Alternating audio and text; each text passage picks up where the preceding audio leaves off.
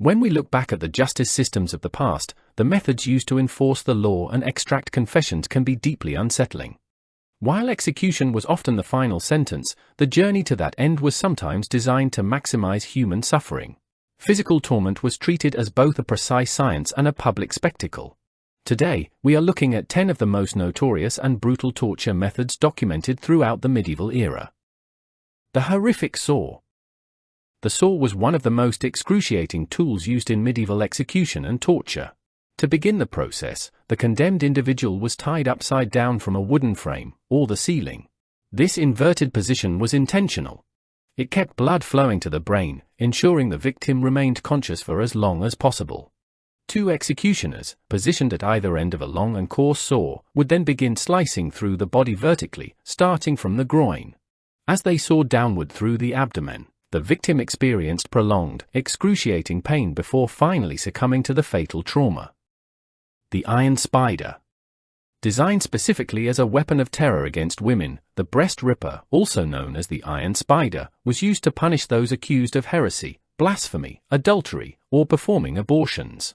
This heavy claw-like iron device featured sharp and curved prongs. Before the torture began, the iron was often heated over hot coals until it glowed red. The torturer would then clamp the heated claws around the victim's breast and slowly, forcefully rip the flesh away from the chest wall, leaving permanent mutilation or causing death through blood loss and subsequent infection.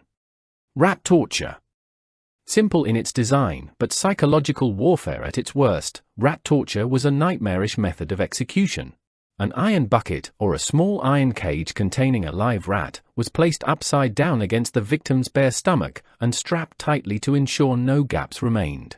The torturer would then place burning hot coals on top of the bucket. As the metal heated up, the rat inside would panic, desperately seeking a way to escape the rising temperature. With no exit available, the agitated rodent would begin gnawing and scratching its way through the victim's flesh and intestines. The breaking wheel. The breaking wheel was one of Europe's most infamous forms of capital punishment. The process involved a large and heavy wooden wagon wheel. The condemned criminal was tied down across the wheel, their limbs positioned awkwardly over the gaps between the spokes.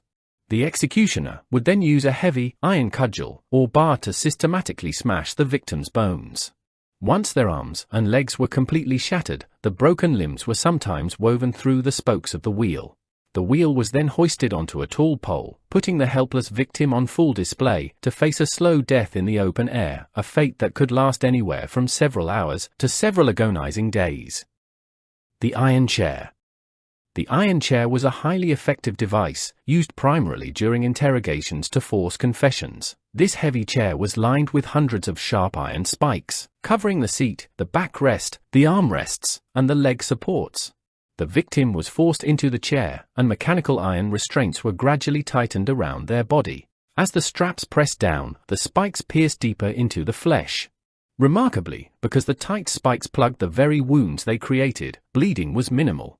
This prevented the victim from passing out from blood loss, allowing interrogators to prolong the torment for days or even weeks. In the end, the victim died of profuse bleeding when they were removed from the chair. The rack. Perhaps the most iconic device of medieval interrogation, the rack was a large, rectangular wooden frame. It featured rotating rollers at both ends, equipped with winding levers and heavy chains. The victim was laid flat on the frame, with their wrists chained to one end and their ankles to the other. As the torturer turned the levers, the chains tightened, slowly stretching the victim's body. The immense tension would gradually dislocate joints, tear muscles, and rupture ligaments. Even if a victim survived the interrogation and was released, the severe structural damage to their muscles and bones usually left them permanently crippled. The wooden horse. Frequently associated with the harsh punishments of the Spanish Inquisition, the wooden horse was a devastating device. The victim was stripped naked and forced to sit astride a wooden frame, shaped roughly like a horse, but with a sharp, wedge-shaped V-top rather than a flat seat. The victim's entire body weight rested directly on their groin against this sharp wooden edge. To accelerate the process, heavy iron weights were tied to the victim's ankles, slowly pulling their body downward and causing the wedge to slice deep into their lower torso. The Pear of Anguish. The Pear of Anguish was a specialized, pear-shaped mechanical device crafted from iron. It was divided into 3 or 4 metal segments, or leaves, connected to a central screw mechanism at the base. The closed device was inserted into one of the victim's bodily orifices, such as the mouth, rectum, or vagina, depending on the nature of their alleged crime.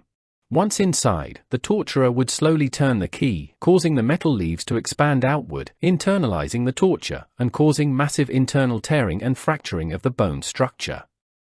Hanging, drawing, and quartering.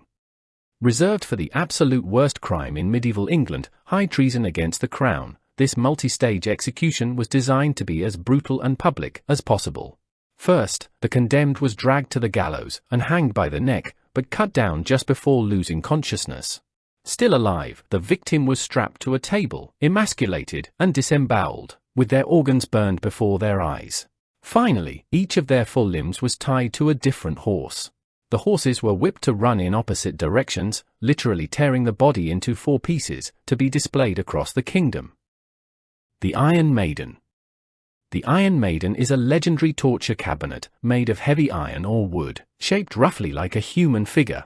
Although it is widely believed to have been used during the medieval period, there are actually no known records or mentions of the Iron Maiden prior to the 19th century.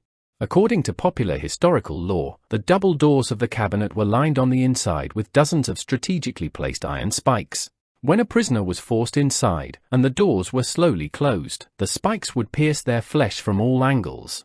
The spikes were engineered to be just short enough that they missed vital organs, ensuring the victim wouldn't die instantly. Instead, they were left trapped in total darkness, slowly bleeding to death inside the iron enclosure.